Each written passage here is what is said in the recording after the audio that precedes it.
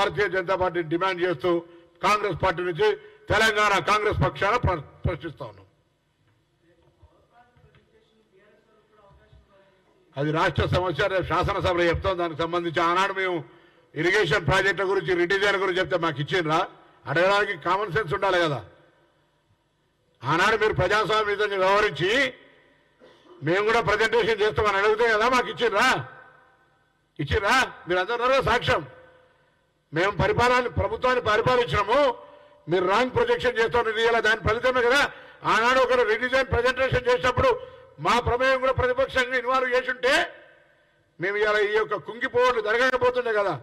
ఇదేమో ఈ రాష్ట్ర ప్రభుత్వం బయటికి చెప్పుకుంటున్న గొప్పలు కాదు, ఆర్థిక పరిస్థితి ఏ విధంగా ఉన్నదని శ్వేతపత్రం ప్రజాస్వామ్యంగా ప్రజలకు చెప్పడానికి వేదిక చేసుకుంటున్నాం. దాని రాజకీయం ఎందుకు భయపడతారు? దొంగలంటే ఎందుకు పుతాలు జరుపుకుంటారు? ఎదురుదారి ఇంకా అధికారంలో ఉన్నాను అది పోతలేదా ఫోబియా?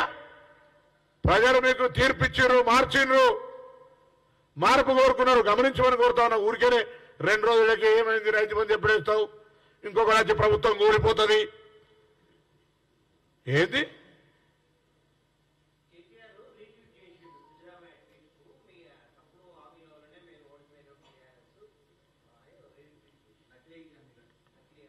ఎవరు నకిలీ హామీలు? అరే 3 రోజుల 4 రోజుల నకిలీ ఒరిజినల్ ఎట్లా? విత్తనం వేస్తే కూడా మొలకెత్తేదాకానన్నా పరీక్షిస్తావు. ఆయన జ్ఞానం కూడా లేకపోతే ఎట్లా? విత్తనం వేస్తే అది మొలకెత్తుతేనే, మొలకెత్తకపోతేనే నకిలీ అసలు తెలుస్తుంది. ఇది మేము గ్యారంటీ 7 तारीख बोलते अभी 12 दिन में नहीं हुआ, इसको नकली मालूम हो गए. उतना टैलेंटेड है.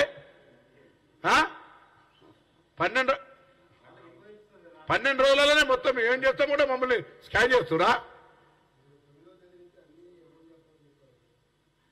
అరే మేమేం చెప్పినామో ప్రజలు మమ్మల్ని అడుగుతారు. ఓపిక పట్టు. 6 నెలలు నీకు సుధీర్ రెడ్డి కాంగ్రెస్ నుంచి, సుధీర్ రెడ్డి కాంగ్రెస్ నుంచి పోయిన శాసనసభ్యుడు చెప్పి ఆ బుద్ధిని నేర్చుకోండి.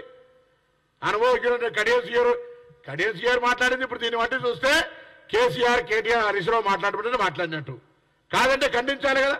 దానికి ఉదయం వీళ్ళే మాకు ప్రజెంటేషన్ ఒక అవకాశం అయింది, మీ నకిలీ హామీలు మీరేం చేసిర్రు, రైతు బంధు ఎప్పుడేస్తారు అని